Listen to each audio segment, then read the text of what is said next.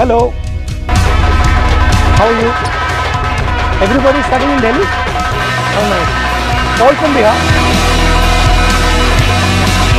Nice to meet you. Hello sir, it's an honor. Nice to meet you. क्या discuss करना है आज?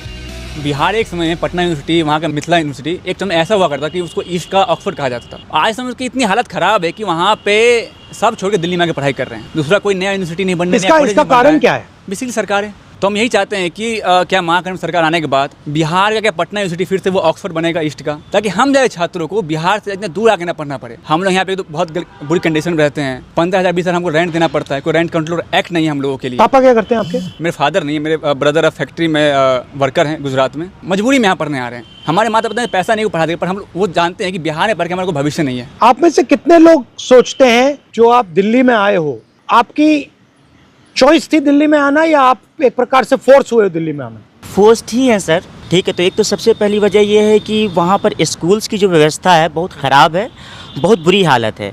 एक तो सरकारी स्कूल जितने हैं वहाँ पर अगर आप जाएंगे तो टीचर्स की जो क्वालिटी है वो बद से बदतर हो चुकी है।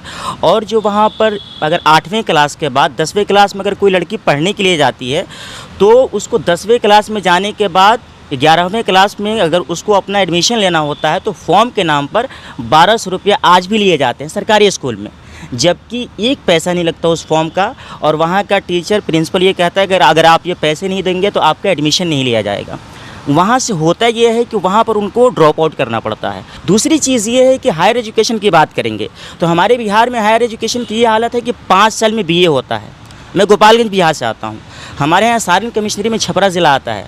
छपरा में एक JP यूनिवर्सिटी है जहाँ पर 5 साल में BA कंप्लीट होती है। लोग कहते हैं आप छपरा से आपने BA किया है, अच्छा तब तो नौकरी नहीं मिलेगी। एक तो बेरोज़गारी की हालत पूरे देश में वैसी ही है। पूरा का पूरा सिस्टमेटिक अटैक हुआ है बिहार के छात्रों पे, ठीक है, जिसका इलाज मेरे ख्याल से सारी पॉलिटिकल पार्टीज़ को सोचने की ज़रूरत है। सर फोर्स है। अगर आपको बिहार में यही सुविधा मिल जाती तो आप खुशी से वहाँ रहते? हाँ, बिल्कुल सर। आपको क्या लगता है बिहार में हिंसा ज़्यादा है या दिल्ली में? हम देखते हैं बिहार में या यूपी में कैसे जाति के नाम पे फिजिकल वायलेंस हो रहा है, और जब हम दिल्ली आते पढ़ने के लिए कैंपस में, यहाँ पे हमारे साथ जो वो मेंटली वायलेंस हो रहा है, जो डिस्क्रिमिनेशन। हाँ, कि आप बिहार के हो, आप यहाँ क्यों आए, और आप सर ऐसे हो वो मतलब बिहारी वर्ड तो है ही हमें वो करने के लिए, नीचे दिखाने के लिए। बिहारी गाली का यूज किया जाता है यहाँ पे यूनिवर्सिटियों में।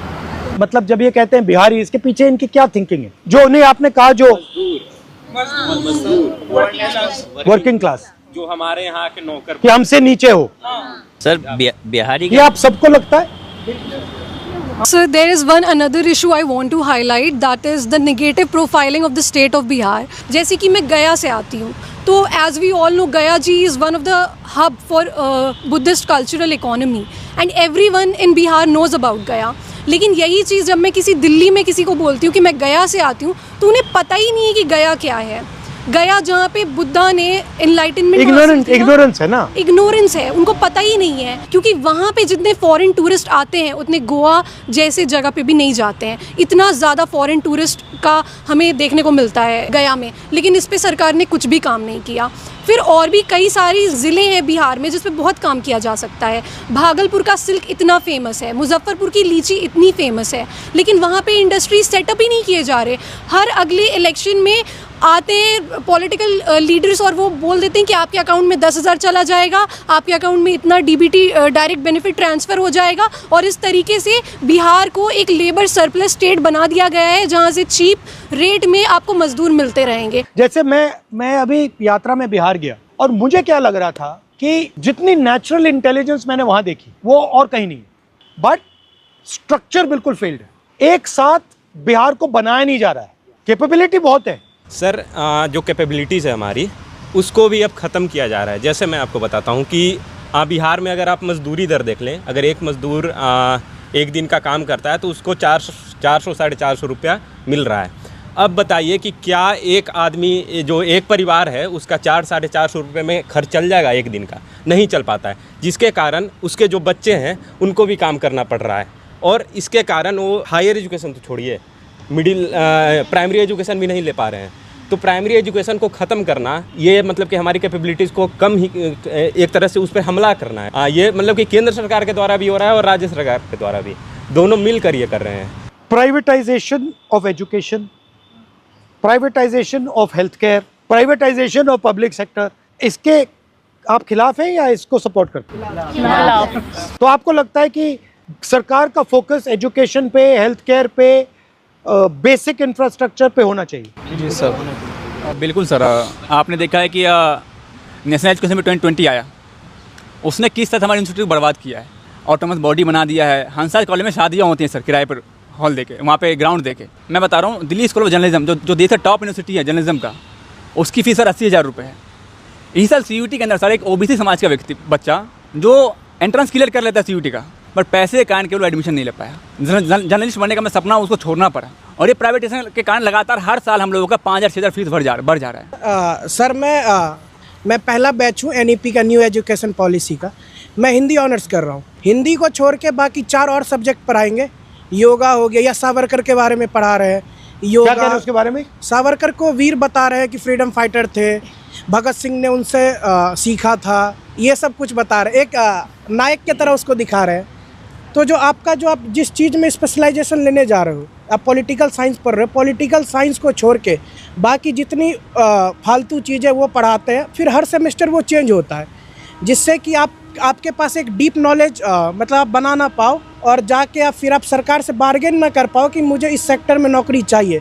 कि नॉलेज को डिस्ट्रॉय किया जा रहा है, बट इसलिए डिस्ट्रॉय किया जा रहा है कि आप अपना हक ना मानो, बिल्कुल ना मांगो। और ये जो डिस्क्रिमिनेशन है, ये होता कैसे करते? मतलब एक तो आपको सीधा कह दिया कि यार बिहारी हो, बट और सोफिस्टिकेटेड तरीके से भी होता है कि आपको मतलब जगह नहीं मिल रही है, जॉब नहीं मिल रहा है, इंटरव्यू में। सर मेरा भाई IIT दिल्ली में PhD कर रहा है। उसके किसी दोस्तों को पता चल गया कि वो PhD में IIT दिल्ली पहुंच गया, उससे दोस्ती तोड़ दिया सर। ना बात करना ना कुछ। क्यों? क्योंकि तुम IIT कैसे पहुंच गए, तुम छोटे जात के हो। ये रियलिटी है sir. Sir in fact sir PhD में सीट कम हो रहा है। कुछ ही समुदाय का सर एडमिशन हो रहा है, क्योंकि वो RSS से नाम पहले आ जाता है सर। आपका सर नेट नहीं है, JRF नहीं है, फिर भी एडमिशन होगा। क्योंकि आपको लग रहा है ना कि RSS में से पूरा कैप्चर हो गया है? सर पूरा सर आपका नेट JRF नहीं है, फिर भी आपका एडमिशन हो जाएगा। क्यों? क्योंकि आप RSS में हो। सर एक मेरा इशू था, जैसे कि हमने कास्ट डिस्क्रिमिनेशन पे बात किया, वाई नॉट की जो माइनॉरिटी डिस्क्रिमिनेशन खास करके मुस्लिम का हो रहा है सर, वो भी तो देखा जाए। बताओ कितने ज़्यादा एट्रोसिटीज़ हो रहे हैं, मॉब लिंच हो रहे हैं।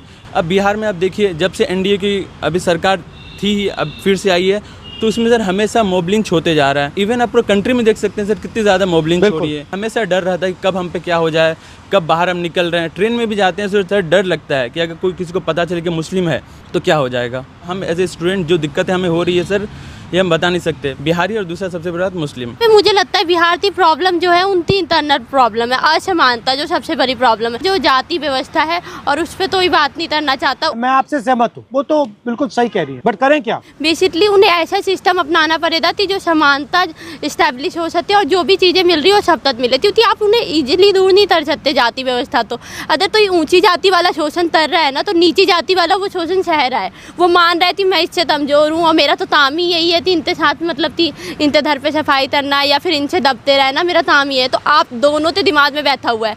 ये दोनों की प्रॉब्लम जो सॉल्व कर सकता है वो एक अच्छा शिक्षक कर सकता है। बिहारी की मेंटालिटी बदलना जरूरी है। सर मैं UPSC एस्पायरेंट हूँ सर, और जिस बिहार ने सब कुछ दुनिया को इतना कुछ दिया, आज बिहार में कुछ नहीं है सर। उसका अगर 2-3 रीजन देखते हैं तो 2-3 रीजन निकल के आता है। सबसे पहले वो इसी तरह राजनीतिक में भ्रष्टाचार हो रहा है, सामाजिक बंटवारा और जातिवाद हो रहा है सर। उसके बाद शिक्षा की बदहाली हो रही है, उसके बाद ढांचागत विकास की कमी है। तो शिक्षा की बदहाली ऐसा है कि सर हम UPSC का तैयारी कर रहे हैं, पेपर बिहार में लीक हो जा रहा होता है। जब अपने हक की आवाज़ उठा रहे हैं तो लाठियाँ खाने को मिलता है। तो इस तरह से हम लोग यहाँ पे 15,000-20,000 रुपये खर्चा कर रहे हैं। उसके बाद परचेसिंग पावर नहीं है उतना कि आप कोचिंग संस्था ले सकते हैं। एजुकेशन में सर हाईएस्ट GST है sir, second highest GST 18% GST है। अगर 18% GST और इनकम टैक्स हटा दिया जाए तो 90 रुपये में लोग कर लेंगे। हर घर में शिक्षा जला देंगे। ये एक प्रकार से आपके हक को छीनने का तरीका है। बिल्कुल सर, बिल्कुल। और वही बात वोट चोरी में हो रहा है, वोट चोरी में हो रहा है, पेपर लीक की आवाज में हो रहा है। अच्छा, राजनीति में आपकी मुझसे क्या एक्सपेक्टेशन है? अगर मुझे 2-3 चीजों पे फोकस करना है बिहार में, तो मुझे किन चीजों पे फोकस करना चाहिए और क्या करना चाहिए? सर मेनली पैट्रियार्की और जो लड़कियों की शिक्षा है वो बहुत बड़ा इशू है। क्योंकि जैसे देखा जाता है कि गांव से जब लड़कियां बाहर पढ़ने के लिए आती है, सबसे पहले तो पैसे की बात आ जाती है कि पैसे लग जाएंगे। तो पैसे क्यों ना लड़की में तो नहीं लगाएंगे, लड़कों में लगाएंगे बेसिकली। और दूसरी बात ये है कि यहाँ पे रहने का खर्च इतना है ना। हॉस्टल हमारे कॉलेज में नहीं है, हॉस्टल है 5 रूम है जिसमें एक रूम में 5 लड़कियाँ रहती हैं। तो आप 5 लोगों के साथ रह के कैसे पढ़ाई कर सकते हो। अभी हमारे कॉलेज में, मैं अम्बेडकर यूनिवर्सिटी से हूँ, रेखा गुप्ता जी आई थी एक बिल्डिंग का उद्घाटन करने के लिए, लेकिन उनको एक बार भी नहीं लगा कि गर्ल्स हॉस्टल में जाके गर्ल्स वॉशरूम में देखें कि कंडीशन क्या है। हम फोर्स देखे हम बाहर रहेंगे किसी कुछ फ्लैट लेके या पीजी लेके, तो फैमिलीज़ ये सोचती है कि इतना खर्च करने से अच्छा है कि लड़कियों का एजुकेशन रोक दिया जाए। और हम सर बहुत प्रिविलेज है कि यहाँ पे आकर के पढ़ रहे हैं, बट जो मेजॉरिटी है आज भी जो चाइल्ड मैरिज है वो बहुत प्रिवेलेंट है बिहार में। अगर हम मेन मुद्दे की बात करें बिहार में काम करने के लिए, तो 3 चीज़ें बहुत प्रिवेलेंट है जो सबने बोला, एजुकेशन, एम्प्लॉयमेंट एंड हॉस्पिटल्स।